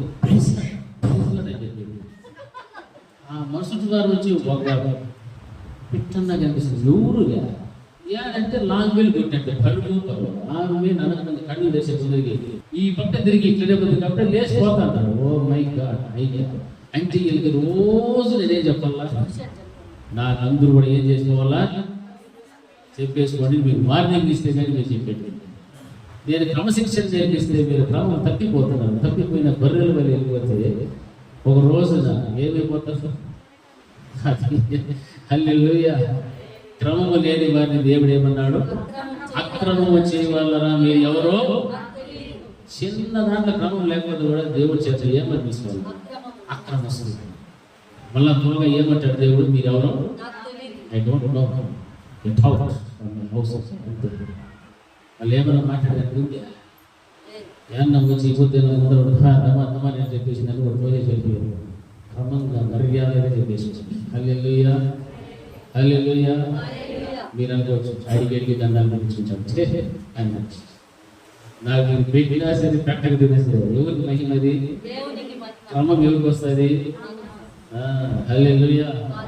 ఒక చర్చిలో ఏదో దేశం యూట్యూబ్లో చూసిన మీరు కూడా ఎవరిని చూసించారు. లేటుగా వచ్చిన వాళ్ళందరూ మాస్టర్ కింద మీరు టెక్స్ట్ చేసి పెట్టారు. నేరుగా వచ్చి అన్న చూసినట్టున్నాడు. నేరుగా వచ్చి చేతులు చాపేసి దెబ్బలు తినేసి మళ్ళీ మర్యాద ఎందుకు తెలుసా? లేట్గా వచ్చి మాస్టర్ ఏం మాట్లాడుతుంది రెడీకి కట్టి పెట్టుకుంటాడు అంతే. ఎవరైతే టైం దాటొచ్చిందో నేరుగా వచ్చి డబ్బులు తీసుకోవాల్సి అక్కడ నో ఆర్గ్యుమెంట్స్, నో రీజన్స్. హల్లెలూయా. అంటే అతను ఎందుకు కొడతారంటే క్రమం వచ్చేసి మనకు సమయం అంటే ఆ సమయానికి మనం ఎక్కడ ఉండాలా? మన ఆఫీసులకు సమయానికి వెళ్తాం, మన ఉద్యోగాలకు వెళ్తాం, బస్సులకు వెళ్తాం, రైళ్ళకి వెళ్తాం. ఎక్కడికి వెళ్ళాలంటే అన్నింటికీ సమయం పడుతుంది, మందిరానికి మాత్రము సమయం లేదు. మనం ఎంత దౌర్భాగ్యులు కదా, చాలా కృతజ్ఞత లేనటువంటి దేవుడు అంటే భయము లేని వాడు, భక్తి లేనటువంటి వాడు. అందుకే చీకటికి సంబంధించినటువంటి స్థితి ఉన్నది కనుకనే ఆయన వెలుగులో నడిచిన ప్రకారంగా నడవలేక మనలో ఉన్న ప్రతి పాపం నుండి విడుదల కలుగుగా పవిత్రమైన జీవితం నడిగిన ఆలయ స్థితిలో ఉన్నారు. వాక్యం సెలవిస్తారు, ఖచ్చితంగా భావిస్తారు. మనకి ఎన్ని పనులు ఉండినా, ఎన్ని బాధ్యతలు ఉండినా దేవుని యొక్క మందిరం అయితే ఆ మందిరంలో నువ్వు ఏం చేయాలి? సన్మానించు. ఆ దినాన్ని నువ్వు ఆచరించు. అది నీకు, నీ పిల్లలకు చాలా ఆశీర్వాదం, దీవెన. అందుకే వాక్యం పడుతుంది, ప్రతి పాపం నుండి కూడా మనల్ని ఏం చేస్తుంది? పవిత్రంగా చేస్తుంది. మొదటిది దేవునితో సహవాసం, రెండవది ఎవరితో సహవాసము? దైవజనునితో సహవాసం చేయాలి. దైవజనునితో చేసే సహవాసం ఎటువంటిది అంటున్నాడంటే, మన సహవాసం అయితే తండ్రితో కూడాను, ఆయన కుమారుడైన యేసు క్రీస్తుతో కూడాను ఉన్నది. హల్లెలూయా, హల్లెలూయా, హల్లెలూయా. మూడవది చూడండి, అక్కడ రాయబడినది హెబ్రీయులకు రాసిన పత్రిక 4వ అధ్యాయం 2వ వచనం. హెబ్రీయులకు రాసిన పత్రిక 4వ అధ్యాయం 2వ వచనం.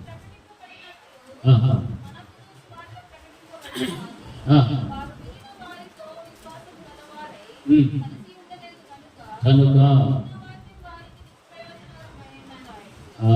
హల్లెలూయా, గట్టిగా చెప్పండి, హల్లెలూయా. ఇక్కడ వ్రాయబడినటువంటి మాట మనం చూస్తే, వారికి ప్రకటింపబడినట్లు మనము సువార్త ప్రకటింపబడిన కానీ వారు వినిన వారితో విశ్వాసము గల వారే కలిసి ఉండలేదు కనుక విన్న వాక్యము వారికి ఏమైపోయాది? నిష్ప్రయోజనమైనదాయను. హల్లెలూయా. దేవుని యొక్క మందిరమునకు వచ్చిన ప్రతి బిడ్డ, ప్రతి విశ్వాసి, ప్రతి కుటుంబము కూడా దేవుని యొక్క వాక్యమును ఏం చేయాలి?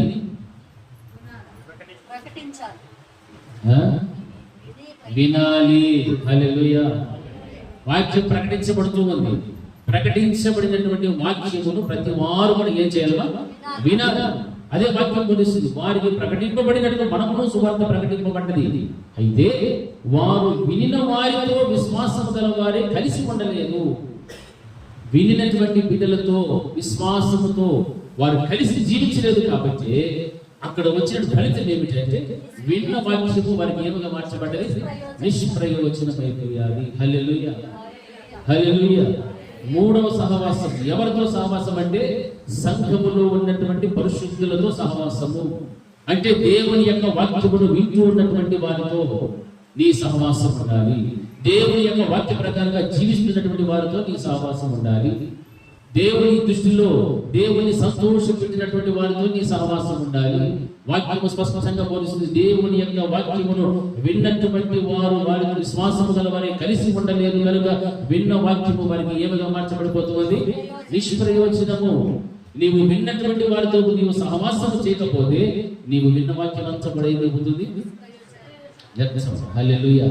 నిష్ప్రయోజనముగా మార్చబడుతూ ఉన్నది. అందుకే దేవునితో సహవాసం, దైవజనుడితో సహవాసం, దేవుని సంఘములో ఉన్నటువంటి సహ విశ్వాసం అనగా దేవుని వాక్యమును వింటున్నటువంటి వారితో నీ సహవాసము ఉండాలి. అంటే సంఘముతో నీ సహవాసం ఉండాలి.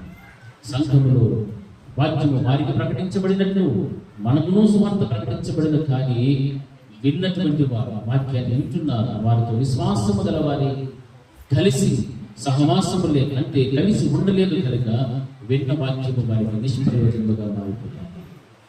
నా ప్రియమైనటువంటి దేవుని విన్న వాక్యం ఈ రోజున ప్రయోజనకరముగా నీ జీవితానికి ఉండాలి అంటే వాక్యము వింటూ ఉన్నటువంటి వారితో విశ్వాసముతో కలిసి నీ వారితో, ఆ విశ్వాసము లేకపోతే నీవు వారితో కలిసి జీవించలేవు. అప్పుడు నీవు విన్న వాక్యము కూడా ఏముగా మార్చబడిపోతుంది? నిష్ప్రయోజనముగా మార్చబడుతుంది. హల్లెలూయా, హల్లెలూయా. గట్టిగా హల్లెలూయా, హల్లెలూయా. ఈ రోజున వాక్యాన్ని విన్నాము, విన్న దాని ప్రకారంగా జీవిస్తున్నామా లేదా? ప్రశ్న చేస్తుంది. మీరు చేతులంటే విన్నా పర్వాలేదు, వాక్యం వింటున్నాము, వాక్య ప్రకారంగా జీవిస్తున్నామా లేదని మనం ఆలోచన చేసుకుంటాం.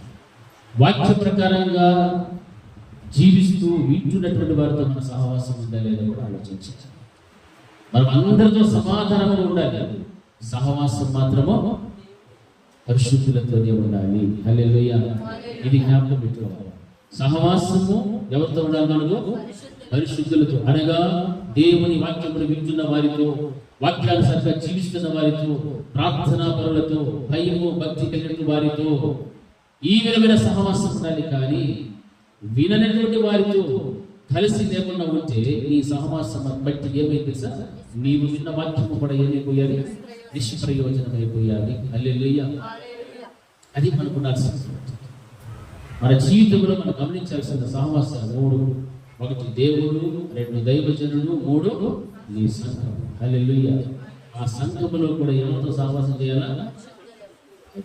పరిశుద్ధులు, వాక్యమును వింటూ ఉన్నటువంటి వారు, వాక్యములకు భయపడి లోబడి జీవించేటువంటి వారు, విధేయత కలిగి జీవించేటువంటి బిడ్డలు, దేవుడు అంటే మంచి ఆసక్తి కలిగినటువంటి వారు, అటువంటి వారితో నీ సహవాసం ఉండాలి. కానీ వీటికి భిన్నమైనటువంటి వారితో మాత్రం నీ సహవాసము ఉండకూడదు.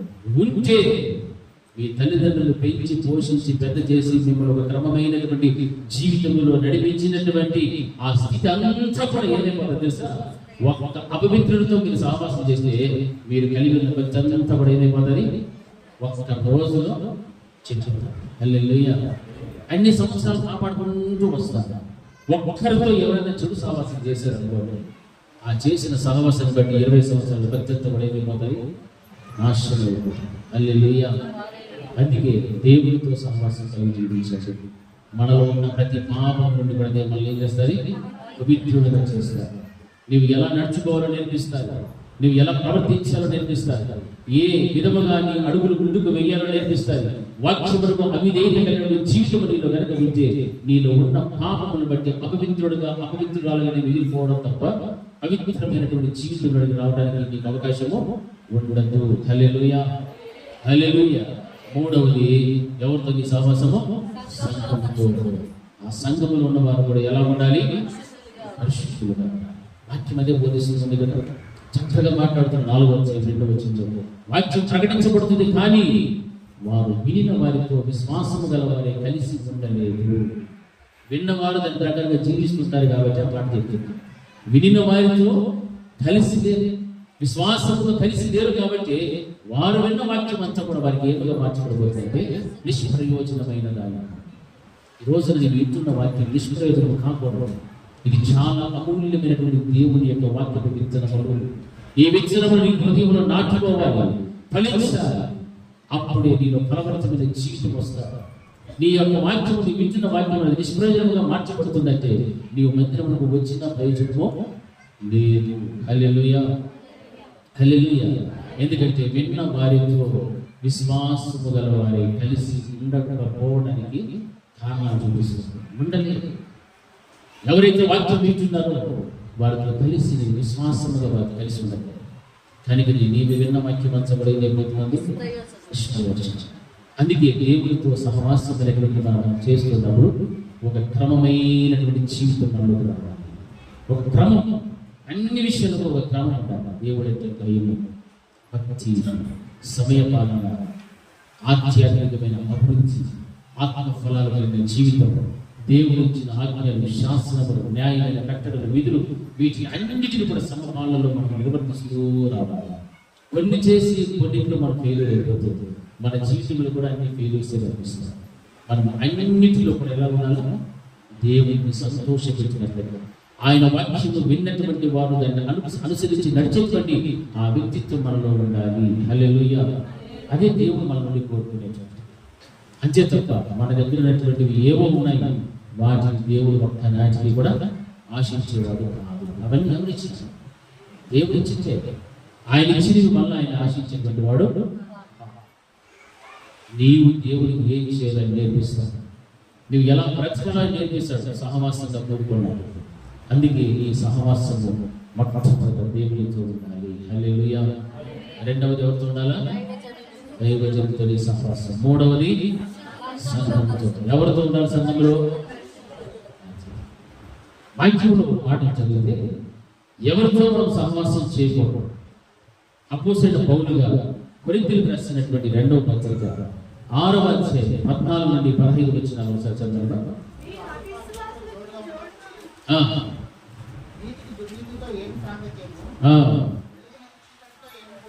ఏమి పొద్దు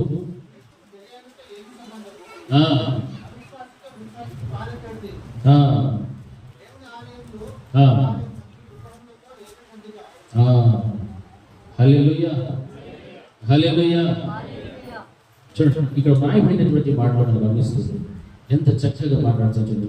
2వ కొరింథీయులకు రాసిన పత్రికలో 6వ అధ్యాయంలో ఉన్నటువంటి విషయాలు మనం ఎవరితో సహవాసం చేయకూడదు.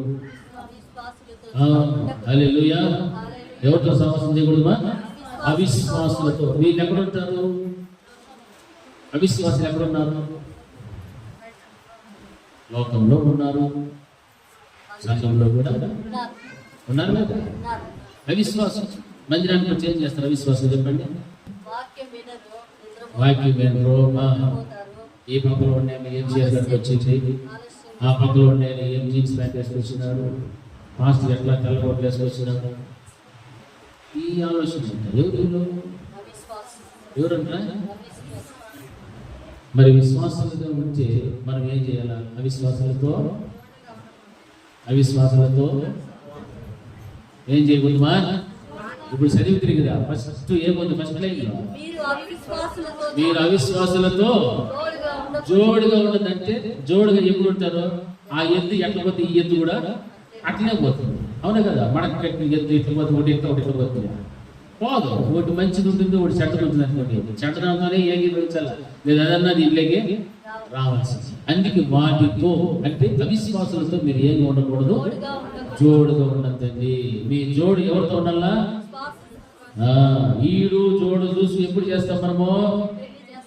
ఈడు జోడు అంటే ఏంటమ్మా? ఈడంటే వయసు, జోడు అంటే చూసేదానికి. అది ఈడు జోడు చూసి కదా పెళ్లి చేస్తాం. అట్లా విశ్వాసి అవిశ్వాసితో ఏం కట్టకూడదు, జోడు కట్టకూడదు. హల్లెలూయా. అది సెట్ కానే కాదు. ఎందుకంటే విశ్వాసం ఆలోచన, అవిశ్వాసి 2 ఆలోచనలు. వాడు ఏమేమో చెప్తాడు, ఏమేమో చేస్తాడు, అట్లా ఉండదు. అందుకే మనం ఎవరితో సహవాసం చేయకూడదంటే అవిశ్వాసులతో జోడుగా ఉండబడి, నీతికి దుర్నీతితో ఏమి సాంగత్యమో, వెలుగునకు చీకటితో ఏమి పొత్తు, క్రీస్తునకు బెలియాలతో ఏమి సంబంధము, అవిశ్వాసంతో విశ్వాసకి మాలెక్కడిది. హల్లెలూయా. అంటే ఈ కేటగిరీకి సంబంధించిన వాళ్ళతో మనం ఏం చేయకూడదు? జోడు కడతాడు, సహవాసము చేయకూడదు. హల్లెలూయా. ఇట్లాంటి వాళ్ళతో ఎవరైనా సహవాసం చేస్తుంటే దయచేసి మానేసుకోవాలి. ఎందుకంటే వాక్యములో మాటలు దుష్ట సాంగత్యము మంచి నడవడిని. మొదటి కొరింథీయులకు రాసిన పత్రికలో 15వ అధ్యాయం 33వ వచనంలో మాట చదవండి. మొదటి కొరింథీయులకు రాసిన పత్రిక పౌలు గారు 15వ అధ్యాయం 33వ వచనం కరెక్ట్గా చదవాలి. చెప్పండి. అది కావాల్సింది. ముందు ఏముందగా? మోసపోకుడి. హల్లెలూయా. దుష్ట సాంగత్యము మంచి నడవడిని చెరిపివేయను. హల్లెలూయా. అంటే మొదట ఏం చెప్పాడు దేవుడు? హెచ్చరిక. ఏముంది ఇక్కడ? మోసపోకూడదు. ఎవరితో పడితే వాళ్ళతో ఏం చేయకూడదని సహవాసం చెయ్యొద్దు. హల్లెలూయా. ఎవరితో పడితే వాళ్ళతో సహవాసము చెప్పండి. దీపకు మా వాళ్ళు ఎవరితో పడితే వాళ్ళతో సహవాసము చేయకూడదు. అది ఏ సహవాసం? అది దుష్ట సహవాసం. అందుకే దేవుడు ఏమన్నాడు? మొదట మోసపోకూడదు. మీరు మోసపోతేనే ఆ సహవాసాలే వెళ్తారు. మీరు మోసపోకుండా ఉండాలంటే ఎవరితో సహవాసం చేయాలా? దేవునితో, దైవజనునితో, సంఘముతో నీ సహవాసము ఉండాలి. అప్పుడే నీలో మోసమైనటువంటిది, నీ మోసంలోనికి నీవు వెళ్ళలేవు. ఎందుకంటే నీ సహవాసం ఎక్కడుందంటే ఈ ముగ్గురు మధ్యలోనే జరుగుతాం. హల్లెలూయా. హల్లెలూయా. 10 మంది అంటారు నా సర్కిల్ అంతా యాడ్ చేస్తారు, ఎక్కువ అంత బయటే. ఎందుకంటే వీడికి సంఘంతో సహవాసమే ఉండదు, దైవజనులతో కూడా సహవాసం ఉంటుంది, దేవునితో కూడా. వీడి సర్కిల్ అంతా ఎక్కడ ఉంటుంది? నా చేసి చెప్పండి. బయట అయితే లోకంలో ఎంతమందో ఈ తెలియదులే ఉంటారు. కానీ వీడికి ఎవరు తెలియదు? దేవుడు తెలియదు, దైవజనుడు తెలియదు, సంఘంలో ఉన్న విశ్వాసాలు కూడా తెలియదు. అంటే వీడు ఎట్లా ఉంటారు అంటే క్రిస్మస్ పండుగకు వచ్చేవాడు, క్రిస్మస్కి జనవరి 1కి మళ్ళా గుడ్ ఫ్రైడే రావట్లేదు. ఎందుకంటే ఈస్టర్ రోజు ఎందుకు గుడ్ పెడతాము, గుడ్ ఫ్రైడే ఇక్కడ పెడతారు కాబట్టి గుడ్ ఫ్రైడే పెడతాం. హల్లెలూయా హల్లెలూయా. ఏమంటే వీరికి 5 విచారాలు ఎక్కువ, ఆయనకు 5 విచారాలు ఎక్కువ. హల్లెలూయా. ఏమంటే నాకు తెలియలేదు, నేను రాలేదు, అంతే మా చెప్పలే ప్రేమి చూసుకుందాం. ఏం చూసుకునేది నేను వాక్యం ఇచ్చే ఆదచారాలతో నీవు పరిగెత్తుతూ ఉన్నప్పుడు వారు నిన్ను ఏం చేసింది? అలాగే వచ్చింది యోర్దాను నది ప్రవాహం వల్ల నీ మీదకి వస్తే నువ్వు ఏం చేస్తావు? హల్లెలూయా. మరి ఇట్లాంటి పరిస్థితుల్లో భయం లేక, భక్తి లేక, దేవుడితో సహవాసం లేక, దైవజనులతో సహవాసం లేక, సంఘంతో సహవాసం లేక ఇలాగ బ్రతుకుతూ ఉన్నప్పుడు యోర్దాను లాంటి ప్రవాహం అందులో ఎంతో మంది కొట్టుకుపోతారు. అటువంటి ప్రవాహం నీ మీదకి వచ్చినప్పుడు నువ్వు ఏమి చేస్తావు? అటువంటిప్పుడు నీ యొక్క సహవాసము దేవునితో లేక, దైవజనుడితో లేక, సంఘముతో లేక, ఇతరులతో, అవిశ్వాసులతో, చీకటితో నీ సహవాసం కనుక ఉంటే, దుర్నీతితో నీ సహవాసం ఉంటే ఏమైనా ప్రయోజనం ఉందా? అటువంటి శోధన అనగా శ్రమ, కష్టము, బాధ అనేటువంటిది నీవు ఎదుర్కొన్నప్పుడు, అటువంటి పరిస్థితులు నీకు ఎదురైనప్పుడు తట్టుకునేటువంటి శక్తి ఉండదు. హల్లెలూయా. ఆ శక్తి నీవు పొందుకోవాలి అంటే నిజముగా నీ సహవాసం అవుతాడా? దేవునితో, దైవజనులతో, పరిశుద్ధులతో సహవాసం. అంతే తప్ప అవిశ్వాసాలతో జోడు కట్టుకొని, మనకు నచ్చిన వాళ్ళతో జోడు కట్టుకొని, మనం వేసుకున్న కోటలో వాళ్ళు వేసుకుంటాం వాళ్ళతో జోడు కట్టుకొని, మనం మాట్లాడినట్లే వాళ్ళు మాట్లాడుతున్నారు జోడు కట్టుకొని, మన రంగున్న వాళ్ళతోనే మనం జోడు కట్టుకొని, మనం ఎట్లా వేషధారణ వేష భాషలు మారుతాం అట్లాంటి వాళ్ళతో మనం జోడు కట్టేద్దాం అనుకోండి. వాక్యం ఏం చెప్తుంది? మోసపోకుడి. హల్లెలూయా. మోసపోతారు. అప్పుడు బాగుంటుంది, కమ్మగా తీయగా ఉంటుంది, మళ్ళీ పొల్లగా పెట్టుకొస్తుంది. హల్లెలూయా హల్లెలూయా హల్లెలూయా. పులుపు వస్తే నోట్లకి ఎంతమంది తింటారు? తింటారా? అక్కడ కొంచెం బట్టి తింటేనే పొల్లగా ఉంటుంది, మళ్ళీ ఏమవుతుంది? అందుకే మోసపోతుంది. దుష్ట సాంగత్యం మంచి నడవడిక నేర్పిస్తుంది, చెడు వివేకము. మన సహవాసం ఈ మూడింటి మధ్య ఖచ్చితంగా ఉండాల్సిందే. ఆ సహవాసం విషయంలో ఎవరు కూడా తప్పిపోకూడదు. హల్లెలూయా. 1 యోహాను పత్రికలో 1:3 ఉందే లేదమ్మా? మాతో కూడా ఏముండాలా? మాతో కూడా మీకును సహవాసము ఉండునని నేను చూసి వినిన దాన్ని మీకు తెలియజేయించుచున్నాను. మనకున్న సహవాసం ఎటువంటి అంటే అది ఏ సహవాసం? అది తండ్రితోనూ క్రీస్తుతోనూ ఉన్న సహవాసం. హల్లెలూయా. గట్టిగా హల్లెలూయా హల్లెలూయా. దైవజనులతో ప్రతి విషయం కూడా సహవాసంతో ఉంటే నేను చెప్పుకోగలుగుతాను. లేకపోతే మీరే మదన పడిపోయి తెగిపోయి ఊరేపలేదు. చూసారు? అందుకే సహవాసం అనేటువంటిది చాలా చాలా ప్రాముఖ్యత. దేవునితో కూడా నీ సహవాసం అలాగే ఉండాలి. దేవునితో చెప్పుకోవడం, నీ దైవజనులతో చెప్పుకోవడం, సంఘంలో ఉన్న పరిశుద్ధులతో నీ సహవాసం. అంతేకాని ఎవరితో పడితే వారితో సహవాసం చేస్తే మనం ఏమైపోతామో? మోసపోవడము. హల్లెలూయా హల్లెలూయా. ఒక విషయం జ్ఞాపకం పెట్టుకోండి, అందరితో కూడా ఎలా ఉండాలా? అందరితో సమాధానంగా ఉండాలి. కుల, మత, వర్ణ భేదములు లేకుండా అందరితో మనం ఎలా ఉండాలా? సమాధానంగా ఉండాలి. కానీ సహవాసం మాత్రము అది. హల్లెలూయా. పరిశుద్ధి దేవుని వాక్యములు వింటూ ఉన్నటువంటి వాక్యానుసారంగా జీవిస్తున్నవా వీరితో మన సహవాసం ఉండాలి. అంతేకాని అవిశ్వాసులతో, చీకటిలో ఉన్న వారితో, దేవునికి వ్యతిరేకంగా ఉన్న వారితో, దుర్నీతి పరులతో, అన్యాయస్తులతో, అక్రమం చేయ వారితో మాత్రం మన సహవాసము ఉండదు. అప్పుడు మనం ఏమైపోయినట్లయితే మోసపోతూ ఉన్నాము. మన యొక్క మంచి నడవడికను అంతటి కూడా మనం ఏం చేసుకుంటున్నాము? చేతులు వేసుకుంటాం. కనుక మంచి నడవడిక అనేటువంటిది చెడపబడకుండా ఉండాలంటే దుష్ట సాంగత్యం అనేటువంటిది ఉండకూడదు. మన సహవాసం ఈ మూడింటితో మనం ఉంటే నిజంగానే దేవుడు మనం ఏం చేస్తాడు? ఆశీర్వదించాలి. ఆ కృప దేవుడు మనందరికీ కల్పించిన అందుకు కూడా మోకరించుకుంటాం. మోకరించి దేవుని యొక్క సన్నిధానంలో ప్రార్థన చేద్దాం. దేవా మీకు స్తోత్రము, మీతో సహవాసం, దైవజనుడితో సహవాసం, సంఘంలో ఉన్న పరిశుద్ధులతో సహవాసం ఉండాలి. మీరు మా అందరితో కూడా మీరు మాట్లాడాలి. ఎవరితో సహవాసం చేయకూడదో కూడా మీరు మాకు చెప్పారు. మోసపోయి దుష్ట సాంగత్యం మంచి నడవడికను చెడిపి వేస్తాము.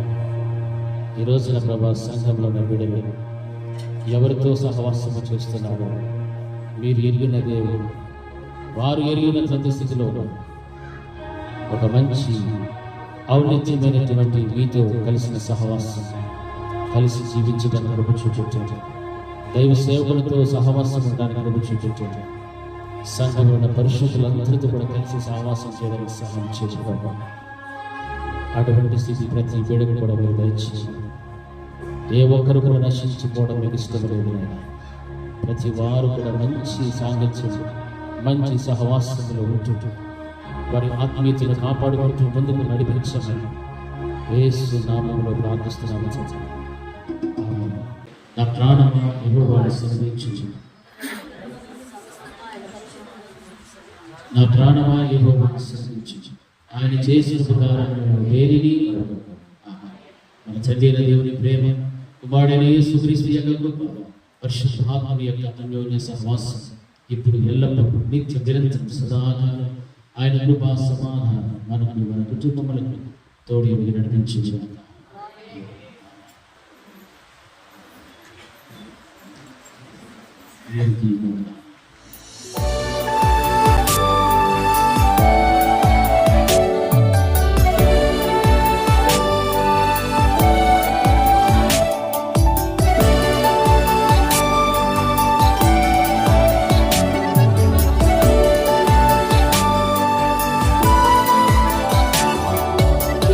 కాలమంతా నీ నీడలోన దాచావు దేవా, వందనాలు.